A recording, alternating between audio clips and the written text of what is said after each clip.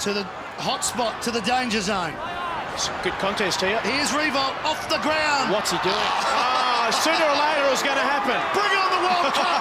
Riewoldt is your striker. 2008 for Jared Oakley-Nichols. Sends it toward Riewoldt. Skyscraper from the youngster. G'day AFL fans, how's it going? It's Jack Riewoldt here with my top 10 Tassie AFL footballers of the last 50 years. And what a fitting moment to do it with the last round, Hawthorn versus Port Adelaide. Let's get into it. There's been some great footballers come out of the Apple Isle, so here they are. Number 10, Paul Williams, recruited from the Hobart Football Club and first started his AFL career at the Collingwood Magpies. Then went on to play at the Sydney Swans and was lucky enough to play in the 2005 Premiership. He was known for his gut running on the wing and he was very durable as he played 15 years in the AFL system. Scooped up the Brown eventually, that was from McDonald. Williams on his own, the speedster, and Winmar gives chase. Still they go. Williams from Winmar, and it's a bomb. It might be a goal. What a kick. It's there. Collingwood back in it. And it's a handy 22-point buffer to the Swans. Here they go again. Williams might kick another one from 50. Magnificent goal. Number 9, Alastair Lynch, also recruited from the Hobart Football Club and started his AFL career at the Fitzroy Football Club, and then went on to play for the Brisbane Bears and the Brisbane Lions. A 3-time premiership player known for his power marking and strength in the goal square. He was also a Mark of the Year contender in 1989 and obviously was a vital component to the Lions' three-peat. McIver, well, he's off. Now he gets around and he's 70 metres out. He goes with a long, big drop punt to Lynch at the back.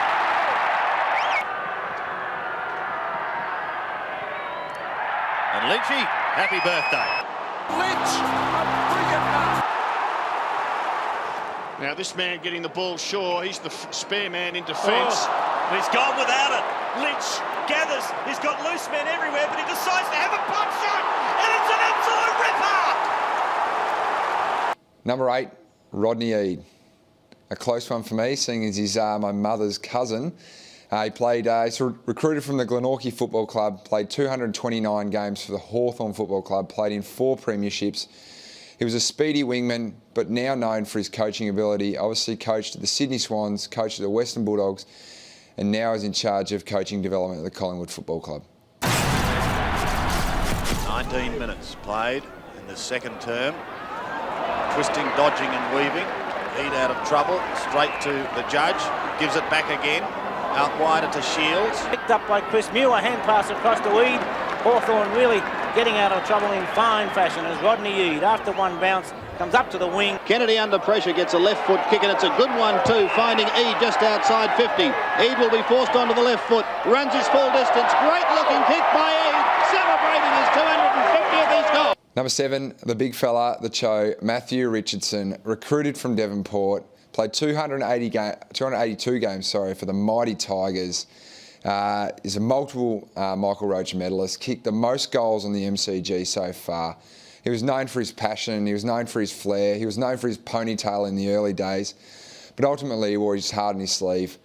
Didn't get the success that he probably deserved as a Richmond forward, but a great, genuine, all-round good guy.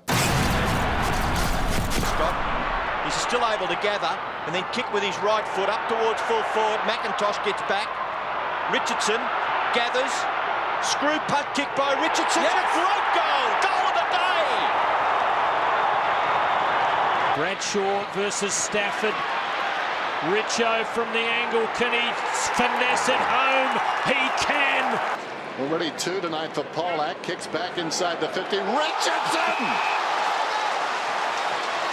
That's why they love him. Number 6, Brent Tiger Crosswell. He was recruited from Campbelltown in the middle of Tasmania. He played for Carlton, North and Melbourne, 222 games, 2 premierships at Carlton and 2 premierships at North Melbourne. He's obviously a star of the competition and really put Tasmania on the map. But ultimately, he was my next door neighbour, 25 King Street, Bellreeve. So my parents still live there, and I'd like to say I learned a lot from him, but I didn't really go over there much. It's a long kick into the goal square. Players setting themselves. As they're going out for Baker trying to get out, but what's going to happen? That's a goal. I don't know. That's Crosswell got that. Crosswell got it off the ground. Oh, that was a beautiful goal. A bit of good. That's what you call experience. Never gave up for a second. This will land almost in the goal square. Billy Pickens sets himself. Also rolled hard over the back is Crosswell. Crosswell's mark. Number 5, Disco Michael Roach. He wore the number 8 famously at Tigerland, played 200 games, kicked over 600 goals, had the club's Goal King Award named after him, won the Coleman Medal twice, played in 4 premierships and was recruited from the Longford Football Club. Obviously a player very close to my heart, seeing as we wore the same number, and I've been lucky enough to win 2 Michael Roach medals, but ultimately a Tiger champion and known for his high-flying marks. McCormick watching Roach very closely.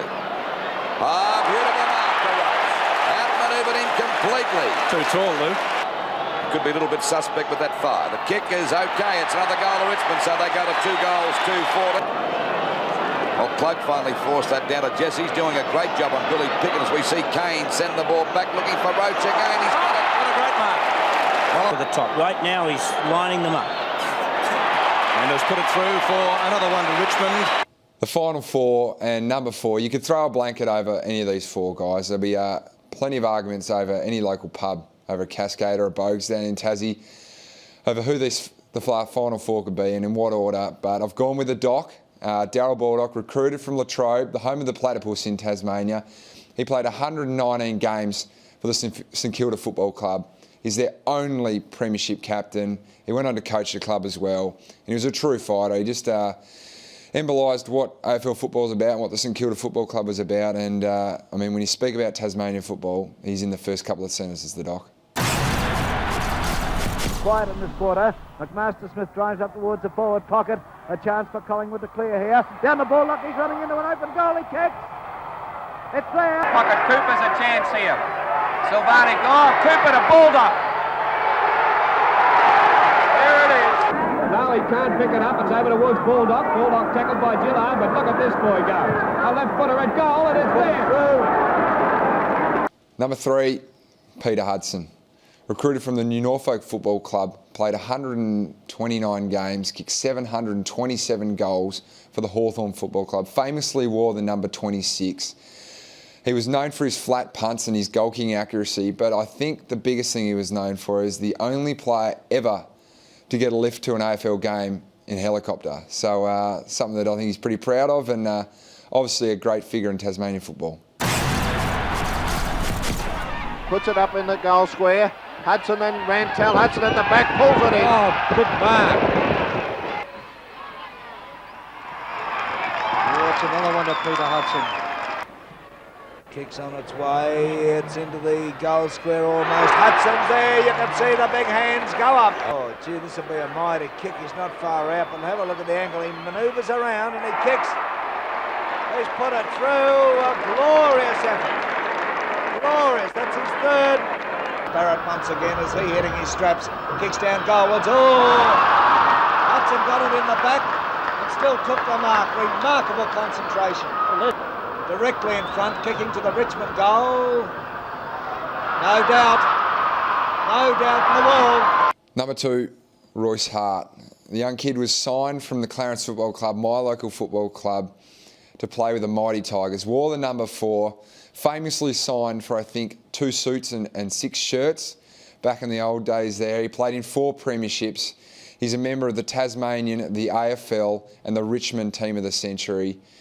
I think he was just a power forward, undersized, but his marking ability above his head was something that a lot of fans love to see, especially the Tiger faithful, and got a lot of enjoyment out of watching Royce and seeing pictures of Royce around the Richmond Football Club. Way out though, Alan, isn't he? He's a long way out, but he's concentrating on it, Jack, very hard. Comes in now with a beautiful drop punt, and it's a magnificent kick. The side of the boot, looking for Hart. The ball tapped down the forward pocket. Hart picks up onto the left foot. Look at this! Oh, what a magnificent goal! Big kick by young Bartlett, puts it up towards the area. Up goes Royce Hart and pulls down a Rip Snorter. Hart goes for it, shepherded by Burt. Hart's got a nice left foot snap. He's put it through. And finally, the undisputed number one in my eyes, Ian Stewart. He's played in 2 flags, one for Richmond and one for the St Kilda Football Club. He's a 3-time Brownlow medalist. He's a Richmond Hall of Famer. He's a St Kilda Hall of Famer. He's played in both their teams of the century. He's an AFL team of the century and the Tasmanian team of the century. There's no doubting that this is Tasmania's greatest footballer. In my eyes, in a lot of eyes down there. And Tasmanians are very proud to say that Ian Stewart is a Tasmanian. Halfback clink on the stand side. The players set themselves. And Stewart goes a mile and pulls down a good one. Hand pass across to Cooper. Back it comes to Stewart. Stewart drives right in at the big ones. Official letting it go. Eventually it's Mackenzie who boots it back into the centre of the ground. And Stewart. Office gets the left foot into the centre. Benton and Stewart fly for it. Oh, beauty. Throw in St Kilda's forward pocket. Up they go. The ball comes down to Stewart, who snaps away with the right foot. It's going to be close. He's put it through. Out his flank, Frank, but it looks like he's playing into trouble here. He's coming up the ground. This is very dangerous. And the mark taken by Stewart, going goalward, kicks straight toward the open goal. And bad play by Anthony. It's Clay coming through the centre now, up towards half forward. Stewart flying over the top. Oh, pulled in a beautiful mark. Puts it out to Bartlett. Bartlett goes for a long hand pass. Stewart straightens up, lines him up, and shoots at goal. And Ian Stewart has... And that's it for my top 10.